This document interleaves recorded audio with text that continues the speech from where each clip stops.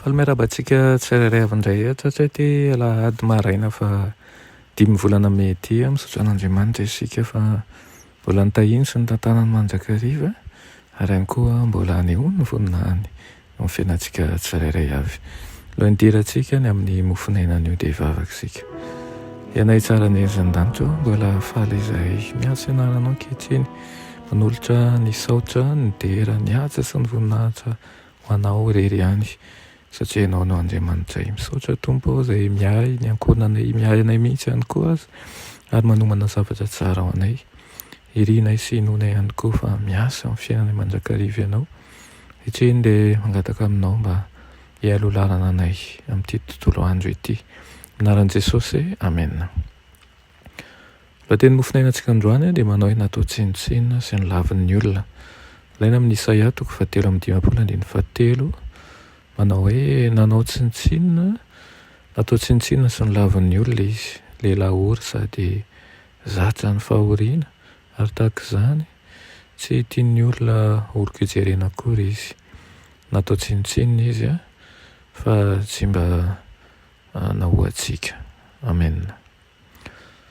Nanahoana reny avy tsian'ny olona mahatakatra ny fahoriana manindrotsindrona ny fon'ilay Andriamanitsika nandritra an'ireo fotoana ny ainany teto tany tamin'ny alahelo tao anatin'ny fahoriana tao anatin'ny fanaintainana no ny ainan'ny Kristy hatrany amin'ny Kalvari. Lehilahy ory sy ny ainan'ny ratrapo izay tsy hain'olombelona ho soritsoritana izany. Izao ihany koa ny ilazana an'izany raha marina hoe izao izy raha misy fahoriana ny amin'ny fampahoriako lehibe ny fankahalan'ny fahotany kanefa nangoretsaka tamin'ny fanahiny ny mahakasika an'izao tontolo izao. Raha ny lalana anakeny Kalvaria dia tena mafy tokoa.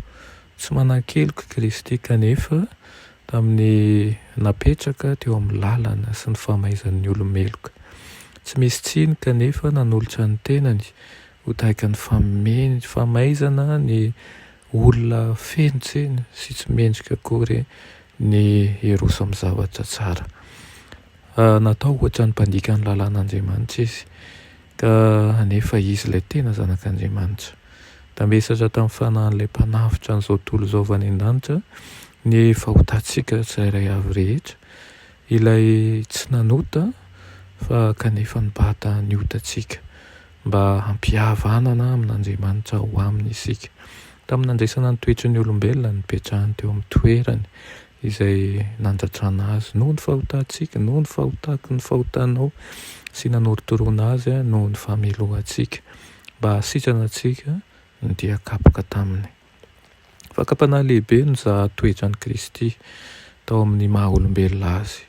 Hery feno faharetana no nentin'ilay ratsy ny zana-toetra azy noho ny maha lehibe lavitra mihoatra ny olombelona azy. Fahamarinana feno zava-miafina lalina ny famatoran'ny Kristy amin'ny taranak'olombelona amin'ny alalan'ny firaisampo feno fangorana lehibe indrindra. Namesatra ny fon'Andriamanitra ny asa sy ny fisainana ratsy ary ny teny izay feno fanaratsiana nataon'ny zanakalahy sy ny zanakavavy ny Adama rehetra.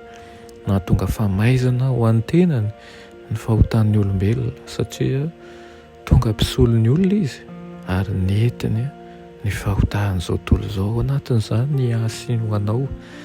Ka izao no voasoratra amin'ny Hebreo 2 manao hoe ataontsika ahoana no fandositra raha tsy mitandrina an'izao famonjena lehibe izao isika. Raha fitinana ny tiana ambara aminao amin'izao maraina izao dia izao natao tsinitsinina sy ny lavin'ny olona Kristy no ny amiko sy ny aminao.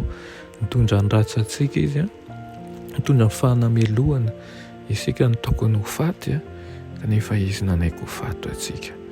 Izany dia aoka tsy ho adinointsika izany ary aoka hatonga antsika hankahala ny fahotana ihany koa ary ny herina aminao dia ho eroso ny fahamarinana hatrany sy handray an'i Kristy isika.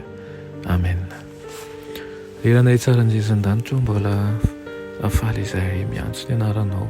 Saotra manokana tompony amin'ny fanavotana nataonao teo Kalvaria, misaotra ny amin'ny fisoloanao voina ho anay, misaotra ihany koa ny amin'ny fitiavanao, ny faharaponao, ary indrindra ny tsy fialanao amin'ny fiainanay. Mangataka izay mba ho ampianarinao anana fanetsetena sy fitiavana, ka aoka ny taloha ny izao anatinay hiala fa mbola zava-baovao aminao. Anaran'i Jesosy, amen.